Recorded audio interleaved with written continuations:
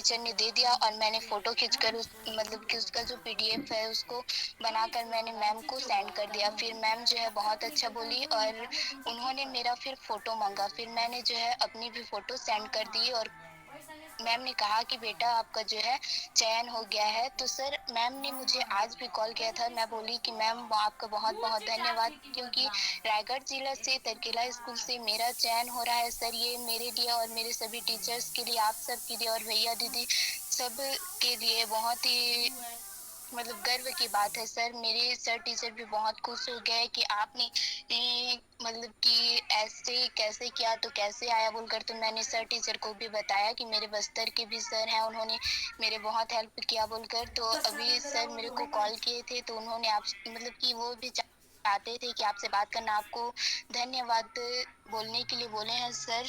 वो मेरे चौहान सर हैं, वो सर वो जो है गणित के मैथ्स टीचर हैं, वो मैथ्स पढ़ाते हैं। तो मैं अपने भी सर टीचर को बहुत-बहुत धन्यवाद देना चाहूँगी सर, क्योंकि उन्होंने भी मेरा जो है बहुत हेल्प किया सर, साथ ही साथ आपने भी बहुत हेल्प किया सर। इस तरह से सर, और मैं जब 10th क्लास पढ़ रही थी अभी, तो मेरे पास मोबाइल भी नहीं था सर पर्सनल का, इसलिए मैं जो है 10th को पूरा अपनी दीदी के मोबाइल से ही जुड़कर पढ़ी हूँ सर। और अभी जो है 2 हफ्ता हुआ है लगभग मेरे को पर्सनल मोबाइल मिला है सर, और 2 हफ्ते इसलिए मैं आपका क्लास भी ज्वाइन नहीं कर पा रही थी सर, ऐसी समस्याएं थी इसलिए। और अभी जो है 2 हफ्ते तक मेरे को नया मोबाइल मेरे मम्मी पापा दे दिए हैं सर। उन्होंने भी बहुत खुश, मेरे पापा भी बहुत खुश हैं सर कि मतलब कि रायगढ़ जिले से मैं बोली कि मेरा ही चयन हुआ है बोलकर। तो उन्होंने भी मुझे मतलब कि बहुत खुश हैं सर मेरे पापा, मैं तो बता भी नहीं सकती सर, मैं भी बहुत खुश हूँ सर। और अभी मेरे को मोबाइल में मिला है तो मैं डेली क्लास अटेंड करती हूँ सर।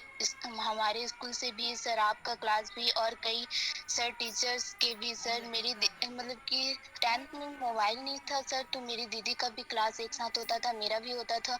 तो कभी कभी मैं अपने स्कूल से भी सर टीचर का क्लास ज्वाइन नहीं कर पाती थी, कभी कभी मेरा जो है जरूरी रहता था तो मेरी दीदी का क्लास छूट जाता था सर। तो इस तरह से कई समस्याओं का सामना भी करना पड़ा है सर। सर मैं बस इतना ही बोलना चाहूंगी सर, बहुत बहुत धन्यवाद। बहुत सुधा, यकीनन वो इनाम जो आपको जो मोबाइल मिला ना, वो आपने उसका हक अदा कर दिया कि आपने ऑनलाइन क्लास में पूरे जिले में आपके टीचर जुड़े हैं क्या? चौहान सर हैं क्या कोई सर? चलिए, लगता है नहीं जुड़े हैं। तो यकीनन सबसे पहले तो आपके जो माता पिता ने जो आपके लिए मोबाइल दिया, आपने उसको सार्थक करके दिखाया। और आपका चयन इसलिए भी ज्यादा मायने रखता है कि रायगढ़ जिला, जो बता रहा हूँ आप लोगों को बार बार, कि मैं जब भी 1 साल से देख रहा हूँ, रायगढ़ जिला पढ़ाई तो हर द्वार में टॉप है। वहाँ के बच्चे टॉपर हैं और वहाँ के टीचर भी टॉपर हैं। और उनके बीच में हाँ, आपने अपनी एक पहचान बनाई, जो पूरे जिले के लिए बहुत बड़ी बात है। तो मुबारक हो। और उसका स्क्रीनशॉट ले करके उसके फोटो कॉपी रंगीन वाला करवा करके उसको आप अपने पास में जरूर रखना बेटा। ठीक है? ठीक है सुधा। तो और कोई बच्चा अगर सुधा का शुक्रिया अदा करना चाहता है या बात करना चाहता है, कुछ बोलना चाहता है, तो आज सुधा का दिन है, आप लोग मुबारकबाद दीजिए। बहुत बहुत शुभकामनाएं मेरी प्यारी सुधा बहन, और साथ ही साथ आपको मोबाइल में उसके लिए भी बहुत बहुत शुभकामनाएं। आप ऐसे ही जीवन में प्रगति की ओर बढ़ती रहें, और मुझे लगता है कि बहुत ही ज्यादा मजा आ गया होगा आपको भी, क्योंकि आपका रायगढ़ में सिलेक्शन हुआ तो बहुत ही अच्छी बात है, और हमारे ग्रुप के बारे में भी। और बस इतना ही।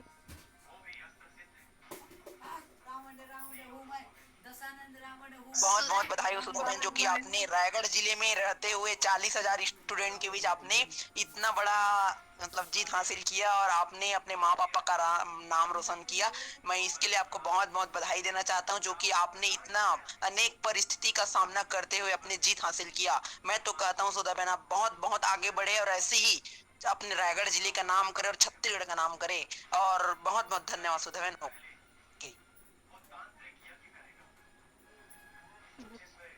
बहुत हेलो बहन। कांग्रेचुलेसन बहन, आप आगे ऐसे ही बढ़ते रहो और हर कठिनाइयों को पार करते हुए ना अपने माता पिता, सर एवं सभी का ना अपने स्कूलों का नाम रोशन करते रहो। यकीनन भैया दीदी का बहुत बहुत धन्यवाद भैया दीदी और सर, मैं आज आप लोग के कारण ही यहाँ तक पहुँच पाई हूँ। मैं तो इसलिए बहुत खुश हूँ सर, क्योंकि आज मेरे पापा जो है बहुत खुश हैं सर। ये सच में बहुत खुशी का मौका है बेटा कि किसी का बच्चा। आपको बहुत बहुत बधाई है। आप करते रहे, हम सबकी शुभकामनाएं के साथ है।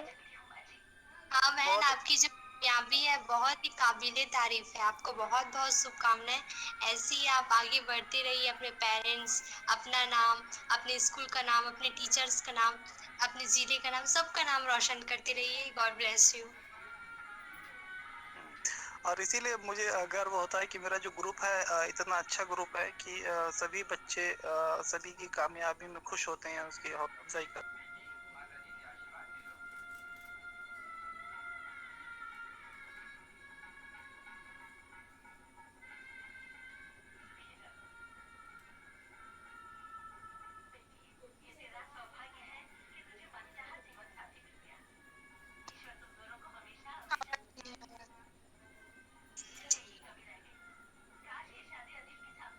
हेलो हेलो, ज्वाइन कीजिए ना,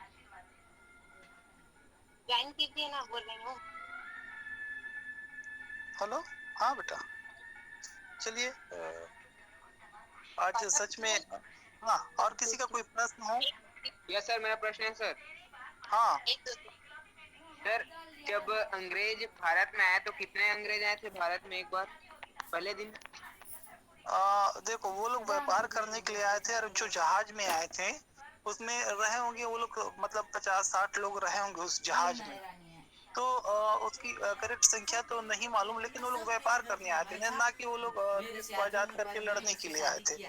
तो व्यापार करने आदमी कितना जाता है, तो व्यापार करने आता है तो उनके साथ लेबर भी वही रहे होंगे, उनका जो कमांडर या जो गाड़ी के मतलब जहाज चलाने वाले सारे लोग वो रहे। तो उस जहाज में उस समय मुझे ऐसा लगता है कि 100 के अंदर रहे होंगे उस समय, करेक्ट जानकारी नहीं है लेकिन सर पहले भारत आया था वास्को डी गामा, लेकिन वो जब मसाले मतलब ना व्यापार करने के लिए आए थे तो पहले सबसे पहले मतलब ना वो क्या उसके जो है साथ में जो नाविक थे ना, वो कुछ बीमारी आया था बीच में, तो वहीं पर वो लोग मर गए बोलते हैं। तो वास्को डी गामा था जो पहले मतलब बोलते भारत में की खोज की थी, लेकिन ये माना जाता है कि भारत पर पहला पहुंचने वाला यूरोपीय नाविक वास्को डी गामा था। उसने भारत की खोज नहीं की थी, मतलब वो पहुंचने वाला पहला ये यात्री था भारत में, क्योंकि भारत अपने जगह पर ही था, ऐसे बताते हैं हमारे टीचर।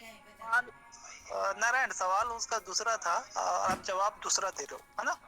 ठीक है। वो बोल रहा था कि भारत में सबसे पहले कितने आदमी पहुंचा गया, ऐसे बोल रहा था ना, तो सर तो बोल रहा था पहले वास्को डी गामा आया था, उसके बाद पता नहीं। सवाल ये था कि अंग्रेज लोग का जब वो तो 17वीं शताब्दी में लोग अंग्रेज लोग आए ना, उससे पहले भारत को तो खोजा नहीं गया, भारत पहले से अपनी जगह में था। वो लोग यूरोपीय थे जो आप बोल रहे हो, उस भैया अंग्रेज को, कितने अंग्रेज आए थे, अंग्रेज लोगों की बात कर रहे हैं। हाँ चलो, अंग्रेजों की बात करते हैं, चलो। और किसी का सूर्यकांत समझ में आया? क्या प्रश्न है सर? यस सर, आगे क्लियर है। ठीक है बेटा।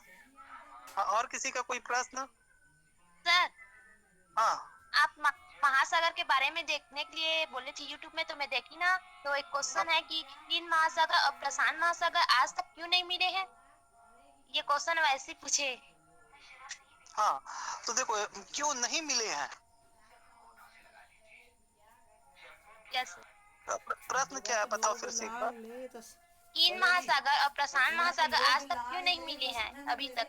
क्या देखो कारण है?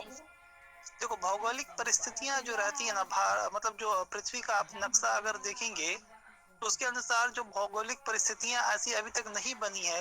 या तो भौगोलिक परिस्थितियां जो बनती हैं या तो भूकंप से बनती हैं, या कुछ ऐसे प्राकृतिक आपदा, या कुछ उल्का पिंड गिरे, या कुछ ऐसा बड़ा विस्फोट हो, तो उसके कारण बहुत सारे स्ट्रक्चर में परिवर्तन होता है। तो वो सारी चीजें इन दोनों को मिलाने के लिए ऐसा कोई घटनाएं अभी तक नहीं घटी हैं।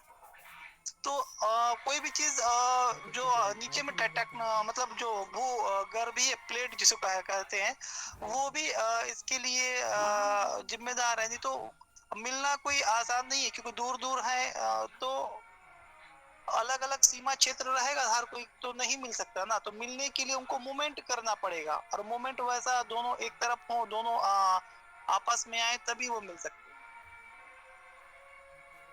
उसमें तो हाँ, यूट्यूब में जो दिखा रहा था, तो हिंद महासागर में मतलब खारा पानी होता है, इसमें नमक की मात्रा अधिक होती है तो नीला होता है, और जबकि प्रशांत महासागर में ना इसमें ग्लेशियल का होता है तो इसमें हल्का नीला होता है। इस कारण ना फिर भी ये दोनों को एक साथ दिखा रहे थे और ना मिल नहीं रहे थे। यदि पानी का तो कलर नहीं होता ऐसे करके मैं सुनी हूँ, क्या बोलते हैं, आकाश के कारण कलर दिखता है बोलते हैं।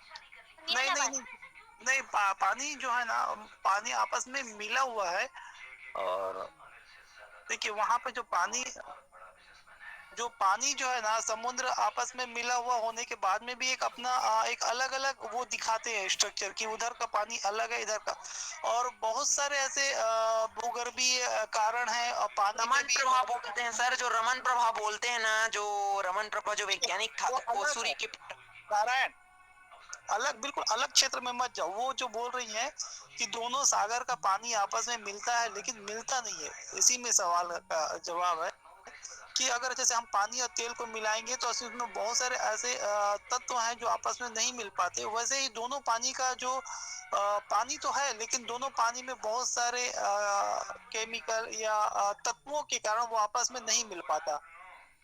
ठीक है, सर तो इसमें ना बच्ची बताइए क्या करना है। हाँ, खारे पानी और मीठे पानी, मतलब जो हिंद महासागर का खारा पानी और प्रशांत महासागर का जो पानी होता है वो मीठा होता है, तो दोनों मिलते भी है ना, यदि दोनों झाग का निर्माण कर देते। हाँ, ये सब कारण है ना, क्योंकि पानी है तो पानी पानी में मिलेगा, लेकिन बहुत सारे ऐसे उसमें मिनरल्स मिले रहते हैं। जैसे बहुत ज्यादा खारा पानी है तो उसमें अगर साफ पानी मिलाएंगे तो मिल जाएगा, लेकिन दूसरे मिनरल्स मिले हुए पानी मिलाने से वो नहीं मिलेंगे। तो ऐसे बहुत सारे कारण हैं, और उसमें बहुत सारे शोध की भी आवश्यकता है। हाँ बेटा, और किसी का कुछ? सर सबसे बड़ा महासागर कौन सा है? कौन सा बताइए, कौन सा महासागर है? शांत महासागर। हाँ, अभी बच्ची बताई ना, उसी प्रश्न में ही उसका उत्तर था। ठीक है बेटा, चलिए। इसमें से मुस्कान अभी तक नहीं जुड़ी है ना? चलिए, सुधा, आज आपका तो दिन है, बहुत बहुत मुबारक हो। आपके माता पिता को भी आप बिल्कुल हम लोगों की तरफ से भी आप उनको बधाई दे दें कि उनके लिए भी गर्व की बात है यकीनन, और वो खुश भी हैं। और आपको जो मोबाइल मिला आपने सार्थक किया। यहाँ पर सलोनी और वो जुड़ी हैं, सलोनी और रश्मिता। रश्मिता, माइक चालू करो। रश्मिता, जी सर। हाँ, सलोनी, सलोनी है? नहीं है सर। चलो रश्मिता, कल आपको मंच माइक का संचालन करना है। और मैं चाहता हूँ कि आप सभी एक बच्ची सुहा गीत गाई थी पिछले कार्यक्रम में। मैं चाहता हूँ कि हम लोग क्षेत्रीय गीत, जो छत्तीसगढ़ के जो गीत हैं वो गीत गाएं। और जो कुसुम तो नहीं है यहाँ पे, कुसुम है? नहीं है आचार्य जी।